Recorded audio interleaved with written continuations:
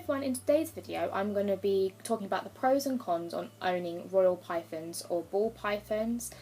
So first of all I want to say a big huge welcome to Nebraska, who is an adult female lesser. I want to say a big huge thank you to Steve from Live the Real World for her. I couldn't have asked for a better snake, and she's absolutely gorgeous.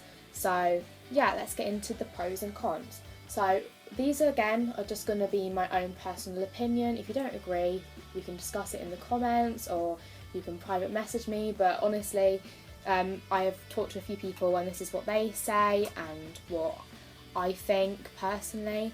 So yeah, let's get on to the pros. First of all, what I'd like to say about them is that they're kind of like your average like medium-sized snake. They average at about 3 to 5 feet, depending if they're male or female. Females generally do get a little bit bigger than males.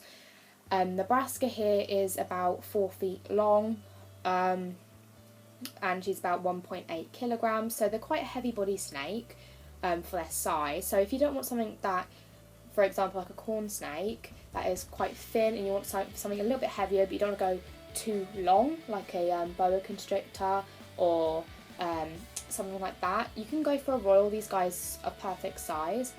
As you can see, she's a very pretty colour, and royals do come in a bunch of moths. I mean, we're talking like in the thousands, so there's anything for you, all different price ranges.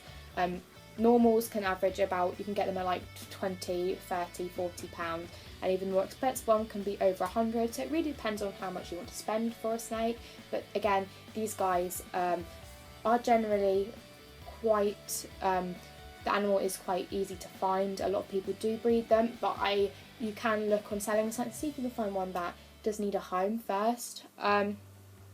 Compared to other reptiles, these guys are quite low maintenance compared to like a chameleon or a bearded dragon, but any animal, you do need to take your time and commit to them. And they all have their own needs. I have done a care video on royal pythons, so if you need to learn about their care, I do have a video on that. One of my other pros for these guys is that they do live longer than your average guinea pig or hamster. So if you're looking for a pet and you don't want it to die after 2 years or 5 years or even 10 like a rabbit, I'd say a royal is probably best for you, just because they do live longer and you don't have to be disappointed unless when you have the right husbandry. You should be able to give them a long happy life.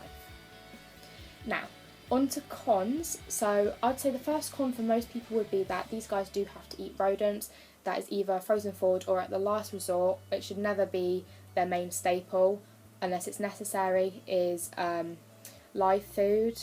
So these guys you can eat, once they get to this size, you can feed them every 10 days on a large meal. She eats medium or large rats, or even the like proper ex-breeder ones.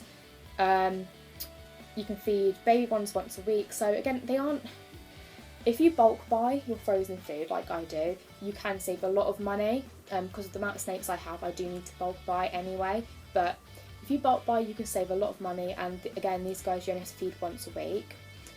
Another con could be is finding an exotic vet. For example, if your snake or any reptile was to get ill, you do need to find an exotic vet that does have knowledge on these sort of animals. Luckily for me, I do have an exotic vet literally just 10 minutes down the road from me, so if any of these guys were to get sick, I hope they don't, we do have a vet around the corner. A con for some people would be that these guys aren't really active compared to other animals.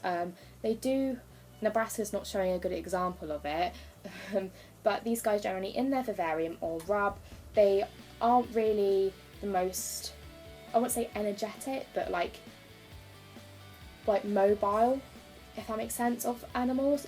So if you want something that walks around quite a lot, you could go for something like a smaller or faster snake, but these guys will literally just move if they need to poo, drink, or move to the hot to cold side, so you don't see them like out too often. She does come out quite a lot, so it really depends on the snake again. My last con for these does have to be they can be fussy eaters. I have had experience with a couple fussy eaters,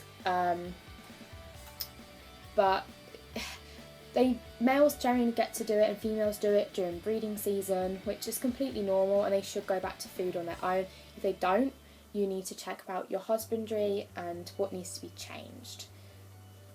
So if you enjoyed this video, give it a like, comment and subscribe, and I'll see you guys all next time. Bye bye.